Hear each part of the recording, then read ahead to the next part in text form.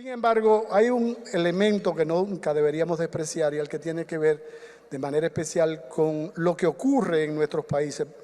con las realidades de manera particular de la República Dominicana en términos de salud y fundamentalmente de la salud de la mujer. Sabemos que lastimosamente, aunque han habido indicadores que han ido mejorando, sin embargo todavía exhibimos tasas de muerte materna y de muerte perinatal sumamente preocupantes. Por lo tanto, es razonable entender que los médicos y las médicas deberíamos de tener siempre disponibles aquellas estrategias que permitan real y efectivamente poder producir un impacto de reducción de esos indicadores, donde podamos nosotros, naturalmente, lograr que esa mortalidad materna, que esa mortalidad perinatal no siga siendo el flagelo que afecta de manera tan importante a nuestra sociedad. Hablar de un tema, anticoncepción hormonal oral libre de estrógenos, y naturalmente soportado sobre lo que es el fundamento del accionar de nosotros los médicos en nuestro diario vivir, que es la evidencia científica. Por esa razón es importante que entendamos, en primer lugar, que no tenemos ningún conflicto de interés en lo que vamos a presentar a continuación. Nos vamos a abocar fundamentalmente a lo que dice la evidencia científica, lo que se ha podido producir en términos de información científica y que pueda ser de utilidad para todos nosotros en ese diario vivir. Por lo tanto, como objetivo fundamental, como todos pueden ver, que nuestra pretensión no es más que presentarles un panorama general sobre anticoncepción que nos permita, por demás, destacar los datos clínicos sobre las tendencias actuales en anticoncepción hormonal, naturalmente todo esto soportado sobre la evidencia científica. Iniciar presentándole a dos científicos de talla mundial, como son estos dos que vemos acá. A mano izquierda, conocido muy probablemente por todos nosotros, el profesor Gregory Pincus, norteamericano, que por demás al día de hoy se le ha considerado como el padre de la anticoncepción por los trabajos que llevó a cabo por los finales del 50, inicios del 60 del siglo pasado. ¿Y por qué no referenciarlo además también a un investigador científico que por demás no era ginecobstetra, era químico, el profesor Luis Ernesto Miramontes? Y si podemos observar en esta foto, el profesor Miramontes, por su fenotipo, luce que es parte de lo que nosotros somos como latinoamericanos. El profesor Miramontes, mexicano, por demás. Fíjense que fue de los pioneros también, junto al profesor Pincus, que empezó a presentar las diferentes opciones que nosotros pudiéramos considerar para poder ser utilizadas como prevención del embarazo por el mecanismo de acción particular de estas formulaciones. Son ya un poco más de 60 años de que se empezó a hablar de anticoncepción y es probable que sea el anticonceptivo una de las formulaciones más utilizadas en el mundo entero, por sus características y naturalmente por lo que nosotros esperamos en términos de efecto para la salud de la mujer. Y naturalmente lo decía hace un momentito. La anticoncepción, si no la podemos ver en términos real, viene a ser por demás la estrategia más, además de efectiva, que por ser única pudiera garantizar la reducción del impacto que produce el embarazo de alto riesgo en los índices de morbimortalidad, tanto materno como perinatal. Por lo tanto, a forma introductoria me gustaría hacer algunas precisiones en relación a aspectos y temas que entiendo de mucha relevancia para todos nosotros. Y esta no escapa a esa realidad. Lo que viene a ser al día de hoy una de las principales preocupaciones de las diferentes agencias y organismos que se dedican de manera especial a generar información y a pautar normas que debemos nosotros los médicos manejar en lo que tiene que ver con la forma específica en que vamos a hacer la prestación de servicio a nuestras pacientes. Hablamos un poco de las necesidades insatisfechas de anticoncepción, que siguen siendo por demás uno de los principales problemas. Y fíjense cómo en este informe ejecutivo de las Naciones Unidas se puede graficar de manera muy importante lo que tiene que ver con esta realidad. En el mundo, y la América Latina no escapa a esa realidad, un universo de pacientes que al día de hoy, aún teniendo las necesidades de poder utilizar un anticonceptivo, lastimosamente, por razones diversas como las que ustedes pueden ver ahí, ellas no pueden accesar. Los programas no son lo efectivos que deberían hacer, la mezcla de métodos en nuestras instituciones públicas muchas veces no les brindan la oportunidad de acceso a esas mujeres y naturalmente hay un efecto de lo que la mujer de manera particular considera en este sentido. Más de 200 millones de mujeres en nuestra América Latina al día de hoy están padeciendo de esta realidad. Y fíjense que en la mano izquierda esta mezcla de métodos plantea en este estudio también como 1 de cada 3 mujeres al día de hoy, independientemente del método anticonceptivo que decida utilizar junto a su médico, están no utilizando ningún método. Quiere decir que esto nos permite a nosotros darnos cuenta de cuál es la realidad y sobre esa base nosotros saber qué debemos hacer de manera particular. Por lo tanto, fíjense cómo instituciones como esta, la Sociedad Española de Contracepción, lleva a cabo de manera permanente encuestas que tratan de poder identificar lo que ocurre en la mujer española en este sentido y la forma particular de mezclar métodos que ella utiliza. Y vemos cómo lo que debería ser la realidad en términos de poder solicitar y utilizar un método, se convierte muchas veces en no lo que nosotros todos deseamos. De todos los métodos, donde sabemos que los métodos modernos vienen al día de hoy a ser aquellos los más adecuados en términos de efectividad, en términos de eficacia, en términos de tolerabilidad, en términos también de seguridad. Sin embargo, siendo así, vemos como los métodos modernos probablemente no están siendo utilizados de la manera correcta en que deberían. Por lo tanto, recordar simplemente algunas cosas que todos conocemos en relación al mecanismo de acción, de manera particular de los 2 componentes de un anticonceptivo hormonal oral. Por un lado, el componente progestacional, que todos sabemos que como efecto específico lo que va a generar una supresión, de inhibición de la producción de manera particular de la hormona luteinizante, con lo que naturalmente sabemos que produce la hormona luteinizante sobre el proceso ovulatorio, y por otro lado el componente estrogénico, el cual también tiende a suprimir la hormona folículo estimulante, la que de manera precisa va a actuar a nivel del folículo, generando naturalmente crecimiento del mismo. Cuando sumamos el efecto de cada uno de ellos, vemos que además de este efecto de supresión e inhibición de hormonas gonadotropínicas como son la FSH y la LH, sin embargo, a nivel local también van a producir un efecto, produciendo, por un lado,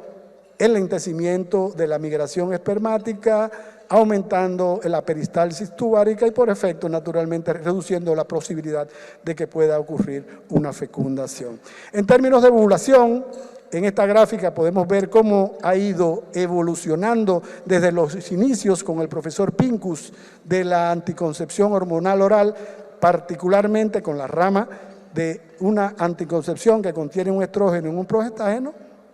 donde en el mercado tanto norteamericano como en el mercado europeo se presentaron opciones diferentes y con el paso de los años, como podemos ver de manera gráfica, siempre se ha ido buscando aquel anticonceptivo que por sus características puedan garantizar tolerabilidad, seguridad, eficacia y que sea por demás aceptado de manera especial por la mujer que desea utilizarlo, porque es un principio que todos deberíamos mantener como fundamento de esa práctica, que es que verdaderamente la mujer debe de decidir junto a nosotros cuál de todos pudiera ser el anticonceptivo más adecuado. Las diferentes formulaciones se fueron cambiando con una tendencia cada día mayor hacia buscar aquel anticonceptivo que pudiera ser el más adecuado en términos de efecto, tomando en consideración, claro está, algo que no deberíamos nunca despreciar en este sentido. Fíjense cómo en la segunda rama tenemos aquellos que son eminentemente progestinas, o sea, que son sustancias sintéticas derivadas de la progesterona, en las cuales como forma de efecto biológico se ha tratado siempre de buscar aquella que pueda ser la más adecuada para la mujer, pasando por diferentes formas derivadas de la 19-nortestosterona, derivadas de la 17-alfa-hidroxiprogesterona y al día de hoy llevando a una progestina con características muy sui generis, muy particulares y muy específicas, las que nacen, como ustedes pueden ver, en el año 2020, derivada por demás de la espironolactona, como es la drospirenona de manera particular. Esta es una gráfica que le tomé a uno de nuestros maestros, que por demás nos acompaña la mañana de hoy, el profesor Celis, que todos ustedes ya han tenido la oportunidad de verlo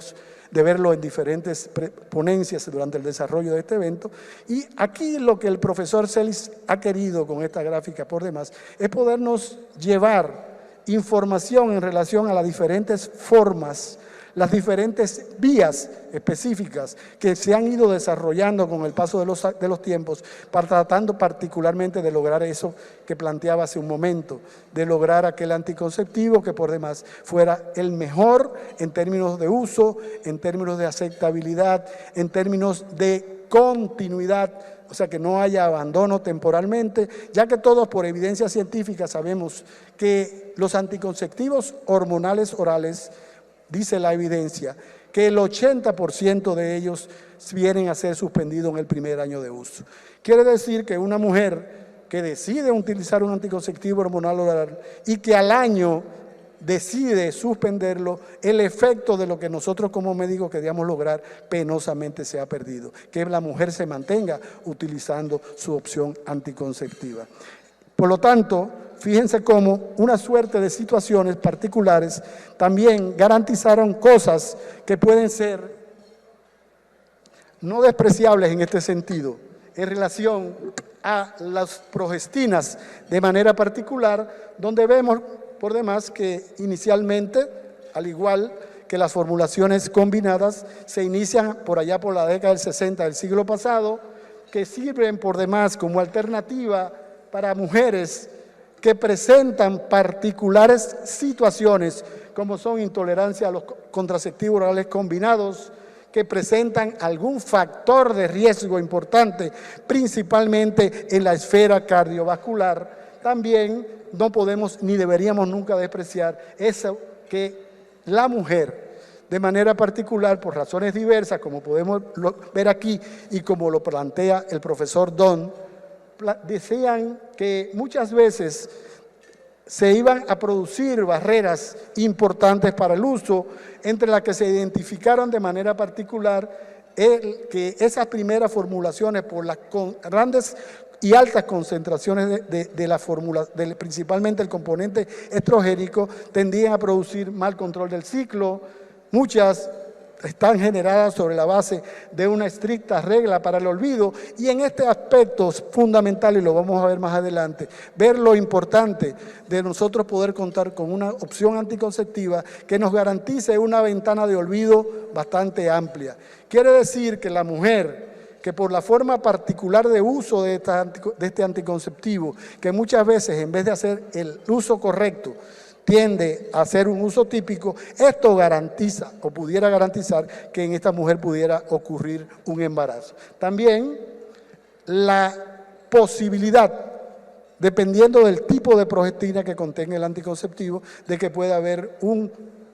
sangrado subóptimo durante el ciclo menstrual de esta mujer. Por lo tanto, fíjense qué importante es uno poder valorar el efecto que puede producir sobre la toma de un anticonceptivo en la mujer de manera particular. Hablamos un poco de tolerabilidad. Fíjense cómo el profesor Chandra lo planteó en este análisis de manera particular, donde se plantea lo siguiente, que hay una suerte de situaciones deleterias que pudieran, como efectos adversos, que pudieran ocurrir en la mujer que los utiliza. Estamos hablando particularmente de un anticonceptivo oral combinado, en este caso, fíjense en términos de tolerabilidad, como la cefalea que pudiera ocurrir y que es uno de los motivos por los cuales nuestras mujeres regularmente nos están llamando de manera permanente, tienen que ver particularmente con las pastillas activas del preparado. En segundo lugar, la posibilidad de que pueda ocurrir migraña en esta mujer,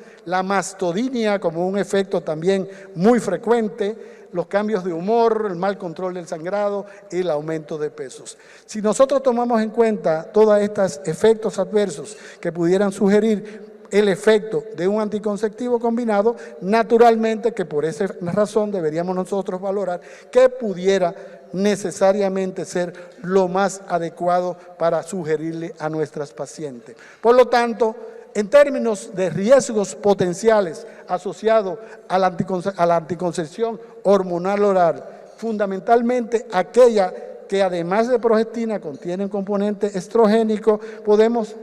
hablar de estos temas. En primer lugar, uno de los principales problemas, una de las principales preocupaciones para los médicos y las médicas en relación a una mujer que va a utilizar un anticonceptivo, va de la mano con la posibilidad de producir impacto de cambio y de afectar la llamada cascada de la coagulación sobre componentes específicos de dicha cascada, y esto naturalmente traer como consecuencia la posibilidad de que haya un incremento importante de efecto tromboembólico en ellas. Fundamentalmente esto se va a magnificar aún más en esa población que presenta factores de riesgo para tromboembolismo venoso, como son mujeres fumadoras, mujeres hipertensas, mujeres que están cursando con enfermedades crónicas como la diabetes, las que tengan naturalmente el antecedente tanto personal como familiar de trombosis, y aquellas, por demás, si el impacto de efectos a nivel de la cascada de la coagulación, por demás entonces en aquellas que pudieran tener alguna situación especial en este sentido. Por lo tanto, desde el punto de vista de lo que nosotros nos gustaría como médicos poder garantizar en términos de implicaciones clínicas asociados a un anticonceptivo oral combinado, podemos decir que este anticonceptivo le podría inferir a la mujer mayor riesgo trombótico, mayor riesgo de impacto sobre los lípidos, sobre los carbohidratos, también reducción naturalmente de la tasa de fecundidad drástica que se produce por encima de los 35 años en este universo de población. Y fíjense cómo para nosotros poder analizar con mayor precisión toda la información que se deriva de estos estudios, fíjense, esto es muy interesante, cómo en Estados Unidos, de manera muy directa, la FDA, que todos conocemos, tiende a excluir a la mujer por encima de los 35 años de estos análisis. Quiere decir que nosotros poder llevar esta información a este grupo poblacional, mujeres por encima de los 35 años, se nos hace un tanto difícil porque mucha de la información de esa evidencia científica no puede ser aplicada a ella porque no fueron incorporadas a dichos estudios de manera particular. Segundo lugar, como en Europa, la Agencia Europea de Medicamentos también a este grupo de edad particularmente plantea que debemos tomar consideraciones particulares para ellas. Esta gráfica, que es sumamente importante y por eso la queremos poder presentar, de la Sociedad Alemana de Endocrinología Ginecológica, y fíjense lo que plantea en ese sentido de manera particular la Sociedad Alemana de Endocrinología Ginecológica. Índice de masa corporal y edad como factores de riesgo, o sea que debemos considerar lo que está ocurriendo en el mundo en el día de hoy, en términos de proyección y de prevalencia de enfermedades. Estamos hablando, por un lado, de hipertensión arterial, estamos hablando, por otro lado, de índice de masa corporal, que aunque en estos días pasados, ustedes lo vieron, que salió publicitado que en Estados Unidos al día de hoy se está tratando, o no tratando, porque ya eso está planteado, de echar a un lado todo lo que hemos trabajado por muchísimos años en relación al índice de masa corporal. O sea, que están planteando que no se tome en cuenta. Sin embargo, por personal experiencia de la mayoría de nosotros que sí lo hemos utilizado y que entendemos que pudiera seguir siendo útil en ese sentido. O sea, ellos plantean que al día de hoy ya para hablar de sobrepeso, obesidad y todos estos temas relacionados con la salud de la mujer, no debería ser el elemento fundamental. Sin embargo, esto yo pienso de manera, y esto es un comentario de manera personal que hago, que nosotros nos puede seguir siendo de utilidad dependiendo naturalmente del universo de pacientes en el que nosotros utilicemos. Fíjense lo importante que plantean en esto. En relación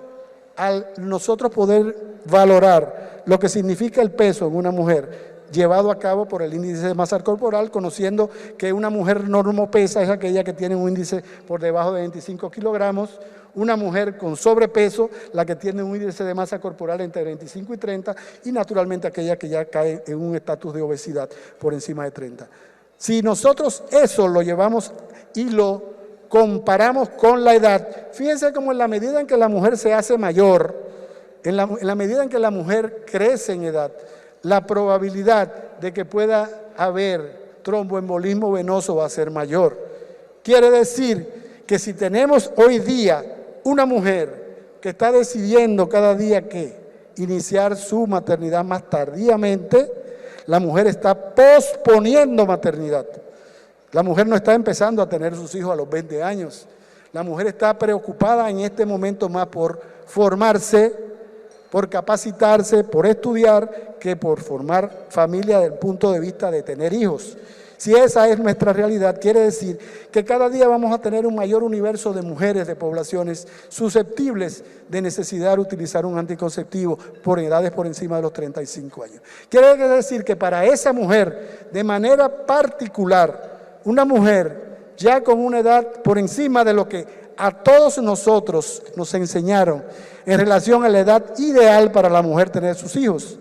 entre los 20 y los 35 años, por siempre se hablaba de eso. Sin embargo, por efectos muy específicos en cuanto a la forma particular en que la mujer piensa,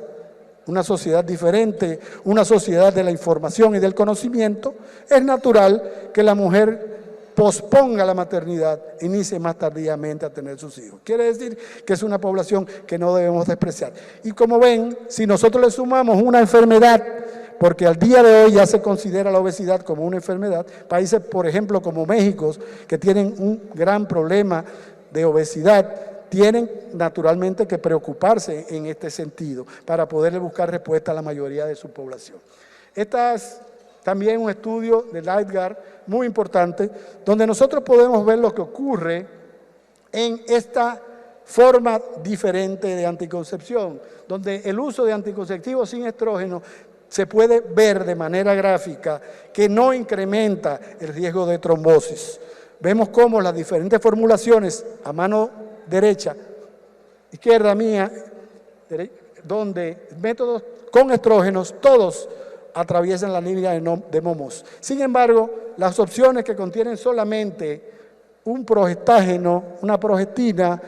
todas por debajo de la línea. Quiere decir que la probabilidad en estas formas específicas de poder generar un problema de trombosis se va a reducir de manera significativa. Hablar un poco de la tendencia actual en el uso de los anticonceptivos, naturalmente, ¿qué significa poder decirles a ustedes que debemos lograr un anticonceptivo que no contenga estrógeno, que tenga todas las características en términos del perfil óptimo? Podemos decir, en primer lugar, que tienen eficacia anticonceptiva equiparable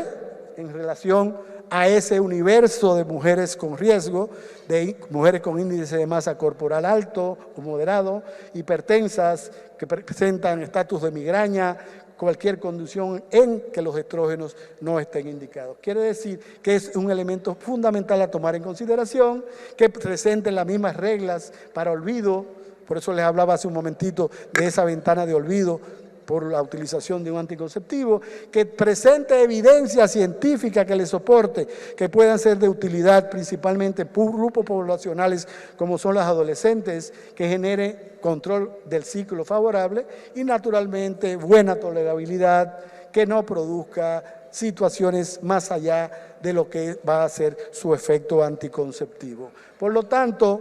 presentarles una opción diferente con cualidades y características muy particulares como es la drospirenona de 4 miligramos, un anticonceptivo que tiene esta composición y que por los estudios que vamos a ver y a repasar rápidamente a continuación, nos vamos a dar cuenta que esos estudios de comparativos randomizados y demás plantean de manera con mucha certeza lo útil de estas opciones. En primer lugar, reconocer que la drospirenona es una sustancia que se deriva, como lo dije hace un momento, de la espironolactona, y fíjense en términos de propiedades, importante reconocer que tiene un efecto antimineralocorticoide, antiandrogénico por demás, antigonadotrópico, antiestrogénico y naturalmente ningún efecto glucocorticoide. Quiere decir que cuando nosotros buscamos también un anticonceptivo que pudiera tener garantía de poder impactar todo lo que tiene que ver con hiperandrogenismo, lo que tiene que ver con que no haya aumento de peso de manera especial, al ser antimineralocorticoide, pienso que nosotros debemos valorar la opción de drospirenona de 4 miligramos en este sentido. ¿Por qué se justifica la dosis? Fíjense, esto es un estudio comparativo, se comparó con un anticonceptivo muy conocido por todos ustedes que contiene etinilestradiol y drospirenona, pero ese anticonceptivo contiene 3 miligramos apenas de drospirenona. Este otro que le estamos presentando contiene 4 y vamos a ver el por qué. ¿Cuál es la razón fundamental que hace que teniendo concentraciones diferentes el impacto de efecto sea diferente? Aquí lo ven de manera particular. Fíjense cómo la concentración en suero de drospirenona viene a ser regularmente más baja que los combinados orales. ¿Y por qué? Porque cuando una mujer ingiere la drospirenona no micronizada, esta necesita para su metabolización el ser impactada por una sulfotransferasa, esta enzima, lo que va a generar que sea metabolizada y este metabolismo naturalmente va a reducirse la concentración particularmente en sangre, llegando a producir la metabolización de la misma y por efecto una eliminación más rápida. Cuando usted tiene un combinado en la parte de abajo que contiene drospirenona, pero contiene etinilestradiol, ¿qué es lo que pasa? Que el etinilestradiol bloquea la sulfotransferasa y naturalmente todo el metabolismo se va a ver afectado y por lo tanto eso va a generar una eliminación más rápida. Esta progestina, como ustedes pueden ver en esta diapositiva, tiene mucha información fruto del desarrollo clínico al que la misma ha sido sometida, ha sido estudiada en poblaciones diferentes, un programa amplio, 17 estudios preclínicos y clínicos, más de 20.000 ciclos estudiados en ese momento cuando se llevó a cabo, con estudios específicos de seguridad, tanto a nivel de la carpeta del tejido endometrial como también de la lactancia, y también se han hecho estudios en poblaciones especiales como son esas que ustedes pueden ver en la diapositiva. Por lo tanto, fíjense la importancia, más de 2.678 mujeres estudiadas en ese estudio, de las cuales se les pudieron brindar la oportunidad de tener más de 20.000 ciclos estudiados y sin embargo, ¿qué se logró? Que en ese universo 0 mujer, 0 paciente que participó en esos estudios fue y padeció de un tromboembolismo. Quiere decir que cuando usted tiene un anticonceptivo con esas características, que la evidencia demuestra que por el efecto de utilizarlo no va a haber la posibilidad de una de las principales preocupaciones que tenemos, es importante valorar la utilidad del mismo. Por lo tanto, vamos a ver un poco la eficacia, una eficacia que es deseable para cualquier anticonceptivo, un índice de PERL de 0.73, cuando al día de hoy se plantea que el 0.71 pudiera ser el ideal para cualquier anticonceptivo. Quiere decir que la probabilidad de que no produzca el efecto que esperamos se reduce al mínimo. La eficacia se compara también con otros anticonceptivos, con la misma galénica, el mismo forma de poder una mujer utilizarlo, como es el esquema 24-4, como es este que está referenciado en la diapositiva. También lo que le decía, esta ventana amplia de protección, que es una particular preocupación de muchos de nosotros por la forma típica en que regularmente una mujer utiliza el anticonceptivo, donde se le olvida la toma del anticonceptivo, no lo hace en la forma que se propone, a la hora que se propone, sin embargo que la mujer lo utiliza de manera en forma típica. Sin embargo, fíjense que en este estudio, de manera especial,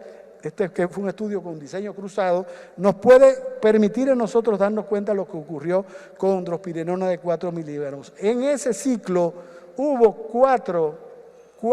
olvidos en el mismo ciclo. Uno en el día 13, uno en el día 6, otro olvido en el día 11 y otro en el día 22. Aún teniendo esa mujer 4 olvidos en ese mismo ciclo, ¿qué pasó? Que se pudo identificar. Lo siguiente, que el riesgo de escape ovulatorio fue de 0.8%. Quiere decir que la probabilidad de un embarazo en esas mujeres, aún teniendo escape ovulatorio, aún teniendo 4 olvidos en el mismo ciclo, su índice de PER se mantuvo dentro del nivel esperado para prevención de embarazo. Por lo tanto, seguimos los estudios de comparación. Drospirenona, Cerazet, que es otra progestina,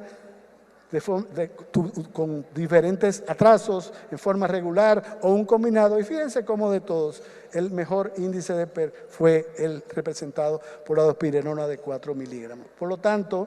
debemos valorar, como decía hace un momentito, también la utilidad que tienen en estas poblaciones especiales, mujeres en sobrepeso y mujeres en obesidad. Por igual, también estos estudios los referencian de manera particular, no hubo la posibilidad de incremento en términos de pérdida de eficacia de estos anticonceptivos, independientemente de que fuera una mujer obesa o que fuera una mujer con sobrepeso. Por lo tanto, la eficacia de drospirenona 4 miligramos no disminuyó en estos grupos poblacionales. En términos de otros beneficios que pudiéramos nosotros asociar al uso, fíjense cómo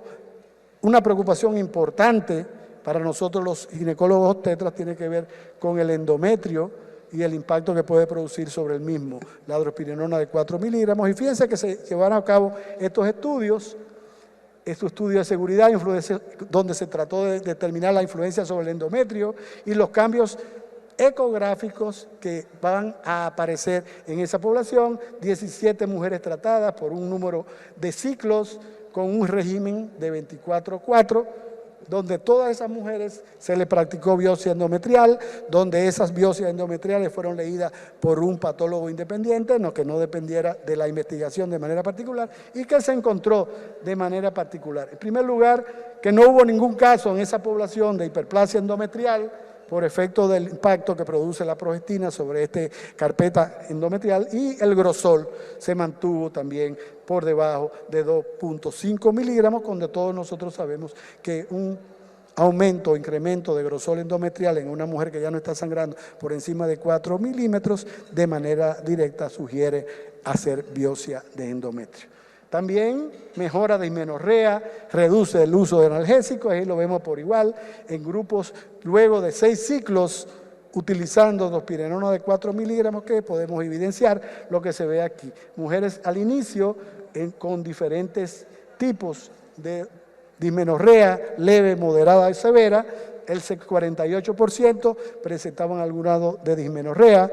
y de ellas también el 25% tenían que utilizar algún analgésico. Sin embargo, luego de 6 ciclos, fíjense cómo se reduce de un 52 a un 48%. Quiere decir que es importante también valorar el impacto que produce sobre estas posibilidades en términos de mejoría sintomatológica de la mujer que decide utilizarlo. Sobre la tensión arterial también hay estudios que nos permiten valorar lo que ocurre a este nivel. Fíjense cómo hay efecto de impacto sobre el componente sistólico como el componente diastólico, que que se evidenció naturalmente que el impacto fue mayor sobre mujeres hipertensas que sobre mujeres normotensas, de manera particular. Por lo tanto, efectos neutros en la tensión arterial en el grupo de mujeres normotensas y también un ligero decremento de la tensión en mujeres particularmente que presentan un grado de hipertensión arterial. Igual, menor discontinuación por efectos adversos. Ustedes saben lo que decía hace un momentito, el 80% de la mujer, dice la evidencia, que utiliza un anticonceptivo lo suspende en el primer año. Sin embargo, la descontinuación, que es una de las cosas que más nosotros los médicos esperamos que la mujer se mantenga utilizando su método, se fue muchísimo menor en estos grupos estudiados de manera particular. Por lo tanto, vemos también otro elemento que preocupa en demasía a muchos de nosotros y principalmente a las mujeres, es lo que tiene que ver con ese perfil de sangrado que puede ocurrir por efecto de estar utilizando una progestina de manera especial. Por lo tanto, se plantea un esquema de 24/4 precisamente por eso, porque ¿qué es lo que se garantiza con un esquema 24/4? Que tengamos un sangrado fundamentalmente programado. Quiere decir que cuando la mujer termina de tomarse sus primeras 24 pastillas activas, eso va a garantizar que en las 4 siguientes se va a producir ese sangrado de manera como todos lo esperamos. Eso es muy fundamental. Fíjense aquí igual, comparando patrón de sangrado, índice de masa corporal y factores de riesgo como el fumar, como es también la edad, naturalmente en esta población estudiada en la cual se propone la utilización de drospirenol de 4 miligramos, también se evidenció un efecto de beneficio importantísimo. El perfil de sangrado, comparándolo con anticonceptivos de solo progestinas,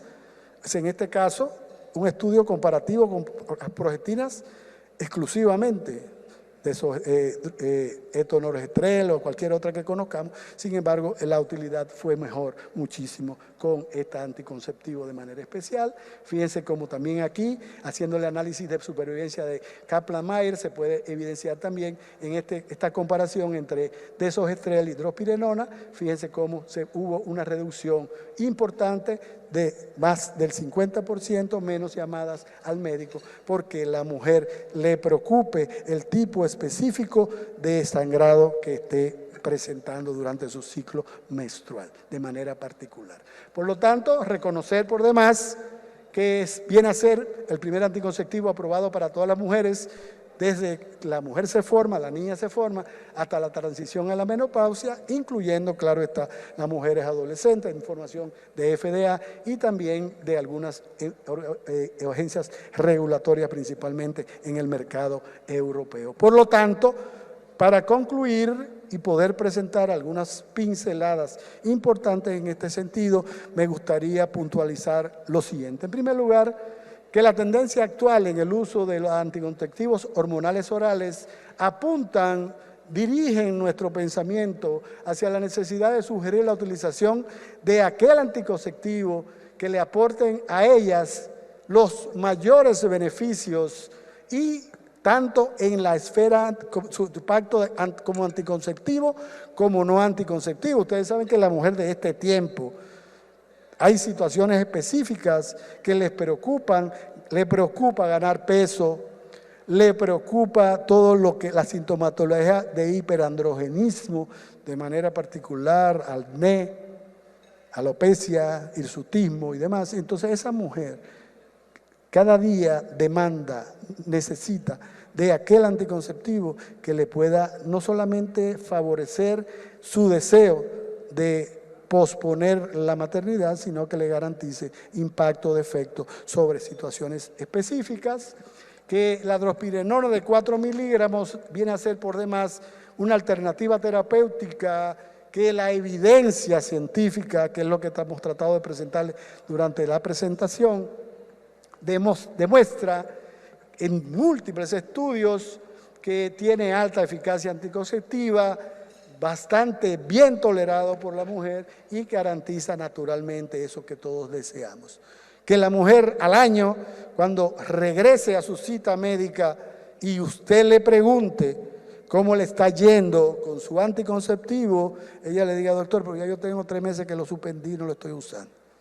No es lo que nosotros queremos. Nosotros lo que pretendemos y esperamos precisamente es que la mujer continúe utilizando todo anticonceptivo, no induce incremento ponderal, no hay modificación del perfil lipídico. También el patrón de sangrado, independientemente de ser una progestina, por demás sabemos, porque los estudios lo demuestran, que no genera tanta molestia.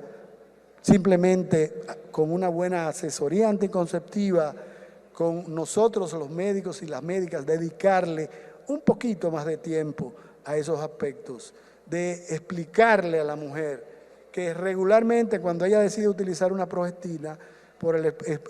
impacto de efecto que produce naturalmente sobre el endometrio, esto pudiera derivarse en un spotting intermenstrual, pudiera llegar al caso particular de una amenorrea, que le ocurre en algunas pacientes, pero debemos explicárselo para que eso no se convierta en ella en una señal de alerta y por demás de preocupación. También que en los estudios clínicos no se reportó ningún caso de tromboembolismo, que es otra de las situaciones que nos preocupan a todos. Su perfil de seguridad anticonceptiva y de bajo riesgo,